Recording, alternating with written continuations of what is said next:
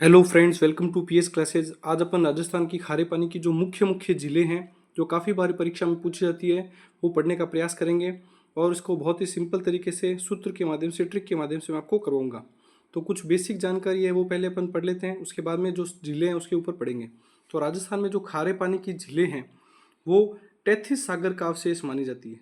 अब आप सोच के देखिएगा, जहाँ पे आज रेत के टीले हैं, मिट्टी मिट्टी है, उस जगह कभी सागर हुआ करता था और आज वहाँ पे खारे पानी की झीलें मौजूद है। इसी वजह से यहाँ पे खारे पानी की झीलें मौजूद है, क्योंकि ये सागर का अवशेष है। किसका अवशेष है? तैतीस सागर का। तो ये क्वेश्चन बहुत बार पूछा जा चुका है, ये आप अच्छे से नोट कर लीजिएगा कि राजस्थान की जो खारे पानी की जितनी भी जिले हैं वो किस सागर का अवशेष, किसका अवशेष माना जाती है?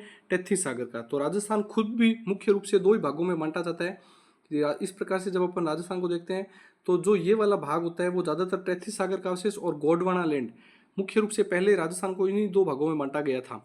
उसके बाद में उसको भौगोलिक आधार पर, वनस्पतिक आधार पर, पानी की उपलब्धता वगैरह के आधार पर, भौगोलिक आधार पर, अलग अलग आधार पर बांटा गया था।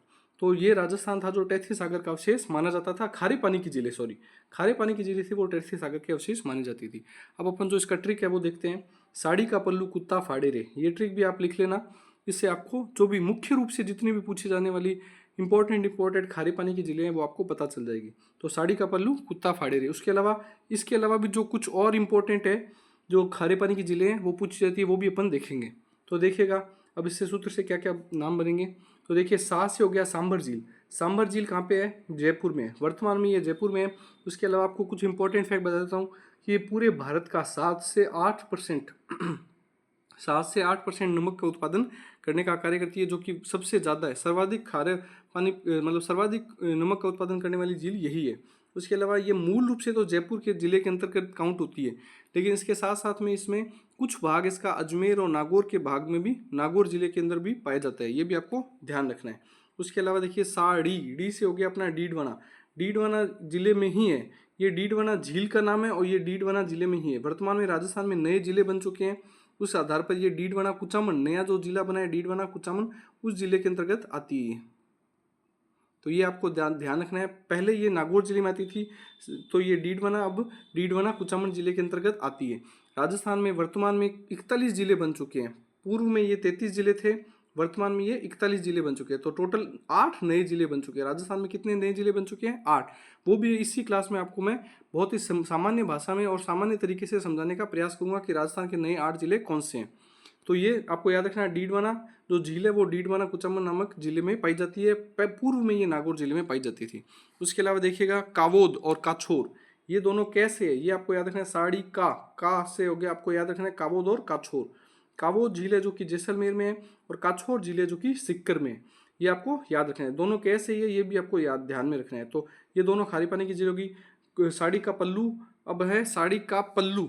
तो पल्लू से आप देखिएगा, पैसे होगी पंचभद्रा, बाड़मेर में है। पंचभद्रा झील है जो कि बाड़मेर में है और पीथमपुरी झील है जो कि सिक्कर के अंतर्गत है। ये दोनों भी आपको पैसे याद रखनी है। पल्लू, लू से हो गई लूणकरनसर झील जो कि बीकानेर जिले के अंदर पड़ती है। ये आपको याद रखनी है। ये भी खारे पानी की झील है। कुत्ता फाड़ेरे, देखिए कुत्ता से हो गया अपने पास में, कू से हो गया कुचामन झील जो कि कहाँ पे है? डीडवाना कुचामन में। ये भी नए जिले में आती है, नए जिले के अंतर्गत आती है। डीडवाना कुचामन जिले में आती है। ये आपको याद रखना है। उसके अलावा एक आपने देखी थी डीडवाना झील और एक कुचामन झील, तो देख लिए। इससे ये भी आप इस तरीके से भी याद रख सकते हैं कि ये जो झील है, ऐसा भी क्वेश्चन बन सकता है कि ऐसी कौन सी झीलें हैं जिनका नाम उसके जिले के ऊपर ही है। तो डीडवाना झील का नाम भी डीडवाना जिले के ऊपर ही है, कुचामन झील का नाम भी कुचामन जिले के ऊपर ही है।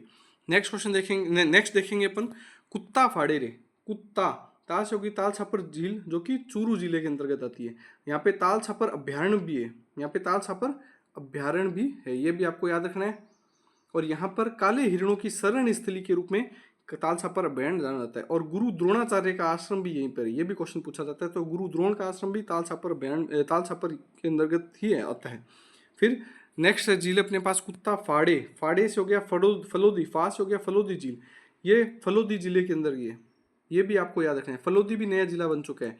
ऐसी कौन सी झील जो जिले के ऊपर है, ये भी इसमें भी पूछा सकता है। तो ये कौन सी है? फलोदी झील भी है जो अपने जिले के ऊपर ही, जो जिले का नाम है उसी जिले के ऊपर ही उस झील का नाम भी है। पहले ये जोधपुर में आती थी।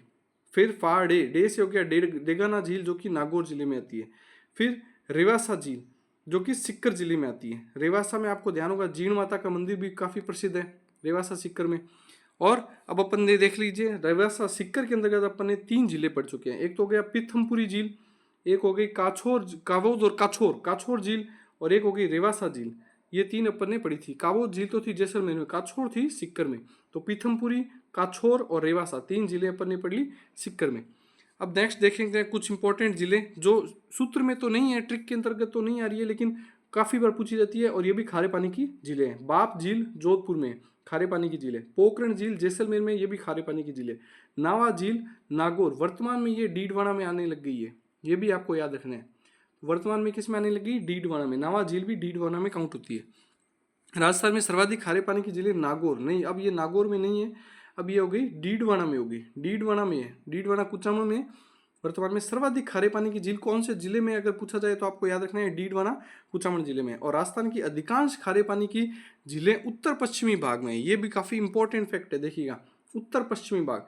इस प्रकार से जब राजस्थान देखते हैं हम तो ये उत्तर पश्चिम वाला भाग है, यहाँ पर राजस्थान की अधिकांश खारे पानी की झीलें हैं। इसका मतलब यहाँ पर पहले सागर था, कौन सा सागर था? टेथिस सागर, ये भी आपको याद रखना है। अब अपन देखते हैं जो राजस्थान के नए जो जिले बने हैं 8, मैं उसके बारे में आपको पढ़ाता हूँ। देखिए बहुत ही सिंपल तरीके से मैप के माध्यम से अपन देखेंगे।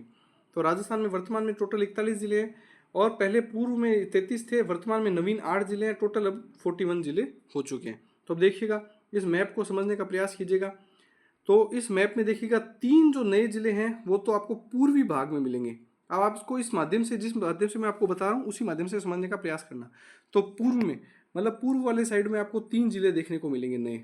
बीचों बीच में आपको यहाँ पे 2 नए जिले देखने को मिलेंगे, जो कि एक तो नागौर वाले डीडवाना कुचामन वाला बन रहा है, एक आपको यहाँ पे हरदीय स्थली, राजस्थान की हरदीय स्थली अजमेर से एक अलग होकर के बन रहा है ब्यावर। उसके अलावा एक आपको बॉर्डर वाला जिला दिखेगा जो अंतर्राष्ट्रीय सीमा बना रहा है, फलोदी, जो कि जोधपुर से अलग होकर के बना है। एक आपको दिखेगा बाड़मेर से अलग होकर के नया जिला बना है बालोतरा। और यहाँ पे जो 3 बने हैं उसमें से देखिए किस किस से अलग होकर के बने हैं वो अपन डिटेल में देखते हैं। एक तो देखो जयपुर का कुछ भाग लिया कोटपुतली, और अलवर का लिया बहरोड, इससे मिलकर के बना कोटपुतली बहरोड। एक अलवर से अलग होकर के बना खैरथल तिजारा, और एक भरतपुर से अलग होकर के बना डीग भरतपुर। तो 3 तो अपने हो गए पूर्वी जिले जो 3 नए बने। 1-2 हो गए इसमें मध्य भाग में पाए जाने वाले नागौर डीडवाना, अजमेर से अलग होकर के बना ब्यावर। और 2 इस साइड में हो गए अपने बॉर्डर वाली साइड में, ये पश्चिमी साइड में। एक हो गया इसमें बॉर्डर पर फलोदी में, एक हो गया बाड़मेर बालोतरा में, और एक और जिला बच गया जो कि दक्षिणी भाग से है, जो कि उदयपुर से अलग होकर के बना है सलूम्बर। तो ये आपको याद रखना है, उदयपुर से अलग होकर के कौन सा बना है? सलूम्बर। आई होप आपको ये 8 जिले भी समझ में आएंगे, और मैप के माध्यम से आप समझ भी पाएंगे कि कौन से जिले किस जगह अवस्थित है। आपको क्लास कैसी लगी कमेंट करके जरूर बताइएगा। जितने ज़्यादा हो सके दोस्तों में शेयर कीजिए, इससे हमें भी मोटिवेशन मिलता है ऐसी क्लास और लेके आने का। और क्लास के बारे में कैसी लगी वो कमेंट करके जरूर बताइएगा। Thank you.